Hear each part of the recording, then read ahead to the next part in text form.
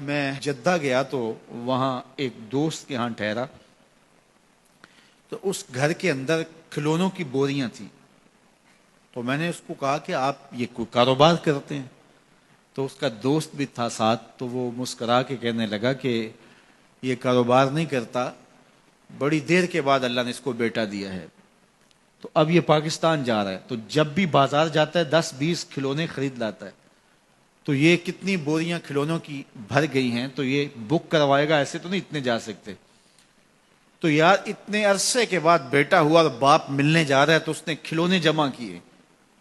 لیکن یہ کیسا باپ ہے جس کو حکم ہوتا ہے اتنے طویل عرصے کے بعد بیٹے کو ملنے جا رہے ہو، کہا جاؤ لیکن ہاتھ میں رسی لے جاؤ، ہاتھ میں چھری لے جاؤ۔ حضرت خلیل اللہ پہنچتے ہیں، اپنی زوجہ سے ملے اور کہا بیٹے کو تیار کر دو، دوست کی دعوت پہ جانا ہے۔ مانگ سجا دی جاتی ہے، بیٹے کو نئے کپڑے پہنا دیے جاتے ہیں۔ اللہ اکبر، بیٹے کو لے کر نکلے۔ یار بیٹا ان فوان شباب میں ہو، چڑھتی جوانی ہو، تو باپ دیکھ کر کے کتنا خوش ہوتا ہے، اور پھر اس کا بیٹا بھی اکلوتا ہو، اور بیٹا بھی بڑھاپے کا سہارا ہو، عصائے پیری ہو، رب سے مانگ مانگ کے لیا ہو، اور پھر بیٹا بھی وہ جس کی پیشانی میں محمد کا نور چمک رہا ہے۔ ایسا بیٹا تو چہرے کی بلائیں لینے کو جی چاہتا ہے، لیکن حضرت خلیل اللہ اللہ کے حکم پہ اس بیٹے کو ذبح کرنے کے لیے ہاتھ میں چھری اور رسی دبائے منا کی وادی کی طرف بڑھ رہے ہیں۔ شیطان نے سمجھا کہ اس سے نازک مرحلہ اس خاندان پہ نہیں آ سکتا، حضرت حاجرہ کے پاس پہنچا۔ پتہ ہے شہزادے کدھر گئے ہیں؟ کہا ان کے باپ لے گئے ہیں دوست سے ملاقات کروانے کے لیے۔ کہا نہیں، وہ ان کو ذبح کرنا چاہتے ہیں۔ کہا سوچ کے بات کر، وہ باپ ہے ذبح کرے گا؟ کبھی باپ بھی بیٹے کو ذبح کرتا ہے اور بے قصور ذبح کرے گا؟ میں جانتی ہوں کتنی آہ سحرگاہی کا نتیجہ ہے وہ بیٹا، اللہ سے کتنی رو رو کے دعائیں مانگی اور وہ فرزند ملا۔ کہا وہ اللہ کا حکم سمجھتے ہیں۔ تو حضرت حاجرہ نے کہا ظالم تو کہیں شیطان تو نہیں؟ اگر رب کا حکم ہے، میری گود میں ایک اسماعیل ہے، کاش 1000 اسماعیل ہوتا، راہ خدا میں قربان کر دیتی۔ اسماعیل علیہ السلام کے پاس شیطان پہنچ رہا ہے۔ اسماعیل پتہ ہے تیرے باپ تمہیں کدھر لے جا رہے ہیں؟ کہا کہ کدھر؟ کہا کہ وہ ذبح کرنے لے جا رہے ہیں۔ کہا تم سوچ کے بات کرو۔ ان کی آنکھوں کی چمک نہیں دیکھی؟ میری طرف دیکھتے ہیں تو لگتا ہے کہ ان کی آنکھوں سے شہد ٹپکتا ہے، اور وہ مجھے ذبح کر دیں گے؟ کہا اللہ کا حکم سمجھتے ہیں۔ کہا اچھا؟ کہا ہاں۔ کہا اسماعیل کے وجود میں ایک جان ہے، کاش میرے ایک ایک بال میں جان ہوتی اور راہ خدا میں قربان کر دیتا۔ ابراہیم علیہ السلام کے پاس شیطان پہنچ کے بولتا ہے ابراہیم اللہ کو راضی کرنے کے اور تھوڑے طریقے ہیں، ضرور بیٹے کو ذبح کرنا ہے؟ تو وہ بھی کنکر اٹھا کے مارتے ہیں اور شیطان کو راستے سے ہٹا کے منزل کی طرف بڑھتے ہیں۔ قرآن نے وہ سارا منظر بیان کیا ہے۔ فلما بلغ معه السعی، باپ بیٹے کے پاس آیا اور کہا بیٹا میں نے خواب دیکھا ہے کہ میں تجھے ذبح کر رہا ہوں، فانظر ماذا تری، بتا تیری رائے کیا ہے؟ بیٹے پر سکتہ طاری ہو جاتا، آنکھیں پھٹی کی پھٹی رہ جاتی، باپ کیا بول رہا ہے؟ لیکن یہ فیضان نظر تھا یا کہ مکتب کی کرامت تھی؟ سکھائے کس نے اسماعیل کو آداب فرزند؟ اللہ اکبر، فرزند ہو تو اسماعیل ذبیح اللہ جیسا۔ فانظر ماذا تری، بتا تیری رائے کیا ہے؟ بیٹا خاموشی اختیار کر لیتا۔ السکوت من الرضا، تو سکوت بھی رضا سے ہے، اس کی خاموشی بھی رضا مانی جاتی، اور جب اس طرح کی سراسیمگی کی کیفیت ہو تو خاموشی ہی رضا ہوتی ہے۔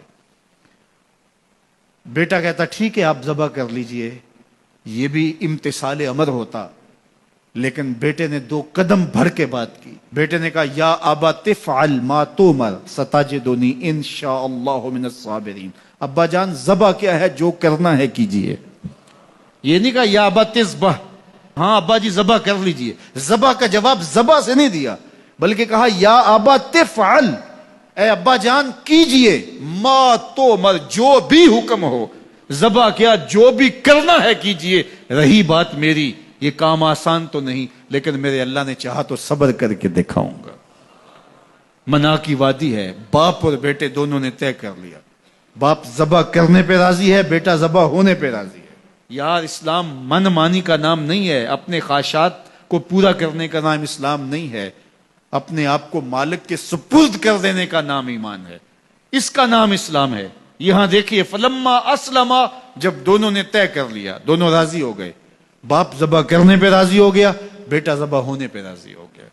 وَتَلَّهُ لِلْجَبِينِ، اور باپ نے بیٹے کو پیشانی کے بل لٹایا۔ قرآن نے وہ سارا منظر بیان کیا ہے، آنکھوں پہ پٹی باندھ لی کہ یہ منظر تو دیکھا نہیں جا سکے گا، اللہ کے حکم کی تعمیل بھی باہر صورت کرنی ہے۔ سعادت مند بیٹا بولتا ہے ابا جان مجھے رسیوں سے جکڑ لیجئے، کہیں ایسا نہ ہو کہ میں تڑپوں اور اللہ کا حکم پورا کرنے میں آپ کو دیر ہو جائے۔ باپ بیٹے کو رسیوں سے جکڑ لیتا ہے، ہاتھ میں چھری پکڑی ہے، ذبح کرنے لگتے ہیں تو بیٹا بولتا ہے ابا جان رسیاں کھول دیجئے۔ کیوں؟ آپ کا منصوبہ، آپ کا پروگرام تبدیل ہو گیا۔ کہا نہیں۔ تو پھر کیوں رسیاں کھولوں؟ کہا کہیں ایسا نہ ہو کہ کل کا مورخ لکھے کہ باپ ذبح کرنا چاہتا تھا، بیٹا ہونا نہیں چاہتا تھا، باپ نے باندھ کے کیا۔ کھول دیجئے، نہیں تڑپوں گا۔ رسیاں کھل جاتی ہیں، بیٹا پیشانی کے بل لٹایا ہوا ہے، ہاتھ میں چھری پکڑی ہے، منا کی وادی ہے، کارکنان قضاء و قدر کی چیخیں نکل رہی ہیں، حوریں تھرا رہی ہیں، زمانہ کانپ رہا ہے، منا کی وادیوں پر تھر تھراہٹ ہے، مالک قیامت آنے والی ہے۔ فرشتے بھی پوچھ رہے ہیں کہ مالک کیا ہونے والا ہے؟ کہا تم کہتے تھے انسان کو پیدا کر رہا ہے، سجدے تو ہم کریں گے، ذرا میرے بندے کی ادا تو دیکھو، ذرا میرے بندے کا انداز محبت تو دیکھو، میری فرما برداری، انقیاد امر اور اطاعت اور امتثال امر کی مثال تو دیکھو، ذرا دیکھو میرا بندہ میرے حکم کی تعمیل کیسے کر رہا ہے۔ اللہ اکبر، کائنات آنکھیں جھپک رہی ہے، سورج منہ چھپا رہا ہے کہ یہ منظر دیکھا نہیں جا رہا، اور منا کی وادی تھر تھر کانپ رہی ہے کہ ایک بوڑھا باپ ہاتھ میں چھری پکڑے اپنے نونہال فرزند کو ذبح کرنا چاہ رہا ہے۔ عجیب منظر ہے کائنات کے اندر۔ حضرت ابراہیم آگے بڑھے، بیٹے کی گردن پہ چھری رکھی اور پوری قوت کے ساتھ چھری کو جنبش دی۔ اللہ اکبر، لیکن ایک بال بھی نہیں کٹا۔ پاس پڑے پتھر پر چھری کو مارا، لما تقطع یا سکین، چھری کاٹتی کیوں نہیں؟ تو چھری نے آواز دیا الخلیل یامرنی والجلیل ینہانی، خلیل مجھے کاٹنے کا کہتا ہے، رب جلیل کہتا ہے خبردار ایک بال بھی کاٹا تو۔ کہا چھری تیرا کام تو کاٹنا ہوتا ہے۔ کہا حضرت آگ کا کام بھی تو جلانا تھا، جس نے آگ کو جلانے سے روکا تھا آج اس نے مجھے کاٹنے سے روک دیا۔ اس کا یہ مفہوم بھی نکالا جا سکتا تھا کہ میں نے تو چھری چلا دی، اب چھری نے کچھ نہیں کیا تو میرا کیا قصور۔ اللہ اکبر، دوبارہ چھری تیز کی اور حلق پر چھری کی نوک رکھی اور اپنا سارا وزن ڈال دیا، گردن کٹ گئی، خون بہنے لگا، اور دل میں تھا کہ اتنا بڑا کام جو میں نے کر لیا۔ لیکن جب پٹی کھولی تو دیکھا منظر بدلا ہوا ہے، جس کو بیٹا سمجھ کے ذبح کیا وہ بیٹا نہیں تھا، دمبا تھا، اور جبریل امین پاس کھڑے ہیں اور اسماعیل مسکرا رہے ہیں، بے ساختہ زبان سے نکلا اللہ اکبر۔ تو حضرت اسماعیل بولے لا الہ الا اللہ واللہ اکبر، جبریل بولے اللہ اکبر وللہ الحمد۔ یہ منظر دیکھا تو ابراہیم ابھی کوئی سوال کرتے، کسی سے پوچھتے کہ یہ کیا ہوا، اتنے میں وہی نازل ہوئی، اے ابراہیم تو نے واقعی خواب پورا کر دکھایا، انا کذالک نجزی المحسنین، ہم اپنے بندوں کو یوں ہی صلہ دیا کرتے ہیں۔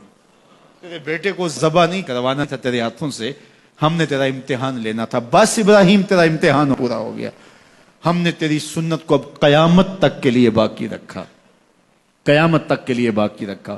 اور پھر خود میرا رب کہتا ہے سلام علی ابراہیم، ابراہیم تیرے اوپر سلام ہو۔ اللہ اکبر، آج ہمیں اس سنت کو باقی رکھ کر کے ہمیں وہ یاد تازہ کی جا رہی ہے کہ میرے ایسے بندے کہ جو میرے حکم پہ اپنی سب سے عزیز چیز بھی قربان کرنے سے گریز نہیں کیا کرتے۔ ہمارے ایک بزرگ فرمایا کرتے تھے کہ ہر بندے کا ایک اسماعیل ہوتا ہے، جب تک وہ اپنے اسماعیل کی گردن پہ چھری نہیں رکھتا رب کا قرب نصیب نہیں ہوتا۔ تو جو تمہاری محبوب چیز ہے اس کو راہ خدا میں جب تک قربان کرنے کا جذبہ نہیں پاؤ گے تب تک تمہیں وہ منزل نصیب سعادت کی نہیں ہوگی۔